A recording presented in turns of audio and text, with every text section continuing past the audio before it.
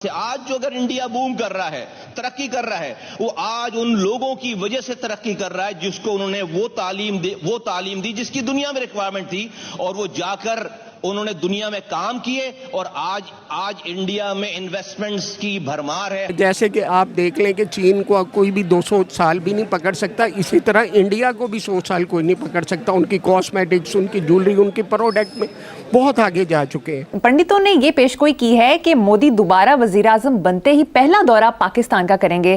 क्या आप समझते ऐसा होगा? याद रखना, तारीख साज शख्सियत हो सकती है सदी की, मोदी।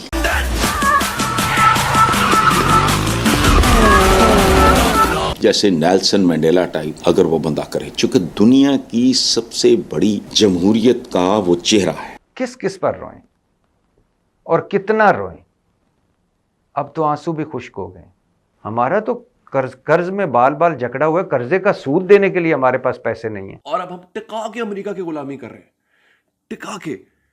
और उस गुलामी का सिला हमें यह मिल रहा है कि आज भी हम भीख के टुकड़ों पे पलते हैं। ये हमारे मुल्क का हाल है। और दूसरी तरफ भारत देखे, जो चांद पर पहुंचकर सूरज की तरफ निकल गया और जिसकी मईशत दुनिया की 5वीं बड़ी मईशत है। कुछ अपना दुनिया में उन्होंने इंडिया ने बना लिया है। जो पहले इंडियन बाहर के मुल्कों में अपना बिजनेस करते थे, अब वो अपने मुल्क में आना शुरू हो गए। इसलिए शुरू हो गए कि क्योंकि उनकी मईशत ज़्यादा बेहतर होती जा रही है। कल बयान था, आपको याद होगा, मैंने कहा था इंडिया कुछ करने जा रहा है। कल मैंने वीडियो में बताया था आपको, कल इंडिया ने कहा था कि अब अमेरिका की हाकिमियत दुनिया में खत्म हो गई है। आज इंडिया ने ईरान के साथ ये एग्रीमेंट कर लिया।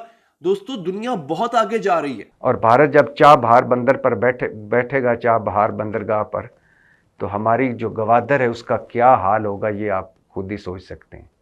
तो साला ये दुख का खत्म नहीं होता बे। नमस्कार, जय हिंद दोस्तों, जैसे कि आपने क्लिप में देखा, आज पाकिस्तान की पार्लियामेंट में भारत की तरक्की पर चर्चा हो रही है कि भारत कैसे इतनी तरक्की कर गया।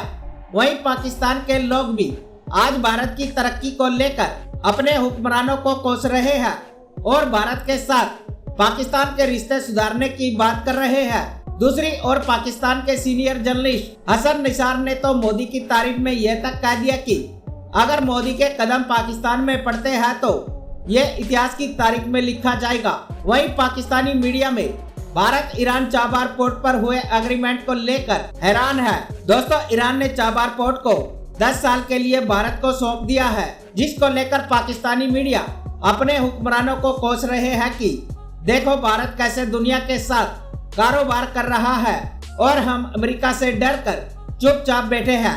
तो चलिए दोस्तों, इसी पर आगे पाकिस्तानी मीडिया का रिएक्शन देखते हैं। भारत चीन का बिजनेस पार्टनर, रूस का बिजनेस पार्टनर, ईरान का बिजनेस पार्टनर, सऊदी अरब का बिजनेस पार्टनर, यूएई उसका तीसरा बड़ा बिजनेस पार्टनर, भारत की सफारतकारी, वाइस प्रेसिडेंट अमेरिका जो भारतीय है, बरतानिया का वज़ीर आज़म भारतीय है, हर अमेरिका के हर अहम महकमे में भारतीय बैठा है। उन्होंने क्या कर लेना है? ये होते हैं मुल्क। ईरान पर पाबंदियां हैं अमेरिका की, उसने जाके मुआहदा कर लिया भारत से। ये होते हैं मुल्क। हम देखते ही रहते हैं, डरे हुए सहमे हुए बैठे हैं कि कहीं अमेरिका ना नाराज़ हो जाए, कहीं चीन ना नाराज़ हो जाए, कहीं सऊदी अरब ना नाराज़ हो जाए, कहीं यूरोप ना नाराज़ हो जाए। हम इस नाराज़गियों में अपना सवा सत्यानाश करके बैठे हैं और अंदर आपस अपने मुल्क को आप पे ही लुटी जा रहे हैं। इंडिया ऐसी तरक्की नहीं कर रहा, ये वजूहात हैं कि तरक्की कर रहा है। क्या अमेरिका ने इंडिया को नहीं रोका होगा कि ईरान के साथ तजारत मत करो? वो बाज आया, वो नहीं आया। हमें अमेरिका ने रोका। देखिए, हमारे यहां क्या मसला है, गैस पाइपलाइन का सबसे बड़ा मसला है। हमारी इलेक्ट्रिसिटी का, हमारा जो कैपेसिटी चार्जेस में हम लोगों ने पैसे अदा करने हैं आईपीपीस के, वो है 2000 अरब। 2000 अरब का सर्कुलर डेट इस वक्त हमारे सर पे मंडला रहा है। क्यों? क्योंकि बिजली हम तेल से बनाते हैं, तेल हम बाहर से लेते हैं। जब तेल मंगवाते हैं तो हमें डॉलर देना पड़ता है, डॉलर महंगा होता है तो यहां महंगाई होती है। ईरान आपको सबसे सस्ती गैस दे रहा था। ईरान ने अपने हिस्से की पाइपलाइन बिछा ली थी। ईरान कह रहा था बलूचिस्तान से आगे अपने हिस्से की पाइपलाइन बिछाओ और गैस लेना शुरू करो, हम तुम्हें इंतहाई सस्ते दामों देंगे। उस गैस पे बिजली, घर चलते तो बिजली बनती, सस्ती बिजली बनती। उस गैस पे इंडस्ट्री चलती तो चीजें महंगी ना होती, सस्ती होती। आप सोचिए कितना फायदा था, लेकिन हमने नहीं लिया, इंडिया ने फायदा ले लिया। मैं आपसे हमेशा, क्यों ईरान इस वक्त आंखों में आंखें डाल के देख रहा है अमेरिका के। रूस और चाइना ईरान के पीछे खड़े हैं। कल बयान था, आपको याद होगा मैंने कहा था इंडिया कुछ करने जा रहा है। कल मैंने वीडियो में बताया था आपको, कल इंडिया ने कहा था कि अब अमेरिका की हाकिमियत दुनिया में खत्म हो गई है। आज इंडिया ने ईरान के साथ ये एग्रीमेंट कर लिया। दोस्तों, दुनिया बहुत आगे जा रही है, और अगर आपको लगता है कि आलमी हालात पाकिस्तान पर असरअंदाज नहीं होंगे, आपकी मेरी जिंदगियों पर असरअंदाज नहीं होंगे, तो ये हमारी भूल है। खुदारा इसको सीरियस लीजिए, इस तरह की बातों को संजीदगी से देखिए। हम फंसे हुए यहां पे अपनी पेटी किस्म की पॉलिटिक्स में, इंतहाई छोटे लेवल की पॉलिटिक्स है जो हमारे यहां हो रही है। इसको जेल में डाल दो, उसको रिहा कर दो, ये कुछ भी नहीं है। दुनिया बहुत ऊपर का सोच रही है इस वक्त। सबसे पहली बात यह है, इंडिया और पाकिस्तान की दोस्ती होनी चाहिए। और उसके मुताबिक इंडिया वालों को, पाकिस्तान वालों को देखना चाहिए कि वो मेहनती लोग हैं और बाहर की कंपनीज वहाँ पे बिज़नेस कर रही हैं। इसी तरह हमारे पाकिस्तान में भी कंपनीज आनी चाहिए, एक दूसरी ट्रेडिंग होगी। ट्रेडिंग के साथ आपकी सबसे पहली बात है कि पाकिस्तान और आपके मुल्क सर्वाइव करेंगे। मेन दुनिया में जितनी भी ट्रेडर्स हैं, ट्रेडिंग होती है तो वो तरक्की करते हैं, जिनकी ट्रेडिंग नहीं है वो तरक्की नहीं कर सकते। कि हर चीज़ जो होती है ना, वो उसकी मेंटालिटी होती है ज़िंदगी के साथ। जो भी लोग हैं, हिंदू हो, पाकिस्तान हो, मुसलमान हो, जो भी हो, लेकिन हकीकत पसंद ये है, इट्स बीन है, वो इंसान है। उनको दूसरे इंसान का ख्याल करना चाहिए। उसे ये नहीं है कि कोई भी अपने से गेस्ट, कौम कोई भी हो, हमारे नबी करीम सल्लल्लाहु अलैहि वसल्लम की नज़र में कौमें सब एक जैसी थी, कौम कोई भी हो। लेकिन एहसास इंसानियत का ये होता है कि आपको लड़ाई नहीं बनती, आप झंडे किसी मुल्क के लेके आप उठा के निकल पड़ो। इसमें सबसे मेन चीज़ आती है बेस, वो चेक करनी पड़ती है कि आप कहाँ पे गलत हो और कहाँ पे सही हो।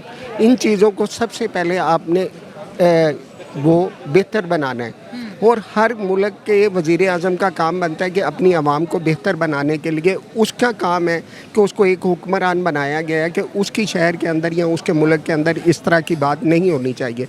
वो सारा कंपैरिजन आता है उस वज़ीर आज़म के ऊपर। हमने एक मुल्क के वज़ीर आज़म, जैसे 25 करोड़ आवाम है, हमने किसी को वज़ीर आज़म चूज़ किया है तो उसका हक बनता है ना कि वो आवाम के साथ बिल्कुल असल बात बरते, वो आवाम को लॉयल रहे, वो आवाम को ले के चले, आवाम में कोई ऐसा इंतशार ना फैले। इस तरह आवाम के घर, किसी के घर का एक फ़र्द मर गया, सब जो पूरी कौम मर गई। वो भी तो घर का कफील है ना। अगर उसके घर में कोई 10 खाने वाले हैं तो अगर वो घर का फ़र्द मर गया तो वो कौम, वज़ीर आज़म पे सारा कुछ आता है कि वो वज़ीर आज़म के ऊपर डिपेंड है कि आपको किस लिए फिर मुल्क का वज़ीर आज़म बनाया। आज़ाद कश्मीर का वज़ीर आज़म कहता है मुझे पता ही नहीं है फ़ौज किसने बुलाई है, मुझे पता ही नहीं रेंजर किसने बुलाई है, मैंने तो स्ट्रेट फायरिंग का ऑर्डर ही नहीं दिया। ऐसा कैसे हो सकता है कि हमारी फ़ौज हमारी वज़ीर आज़म के बगैर चल सकती है, या हमारी वज़ीर आज़म के बगैर हमारी फ़ौज आगे वहाँ पे कोई किसी से लड़ सकती है या किसी से कोई बात कर सकती है? हमारे वज़ीर आज़म के कॉन्टैक्ट के बगैर तो नहीं जनरल चल सकता।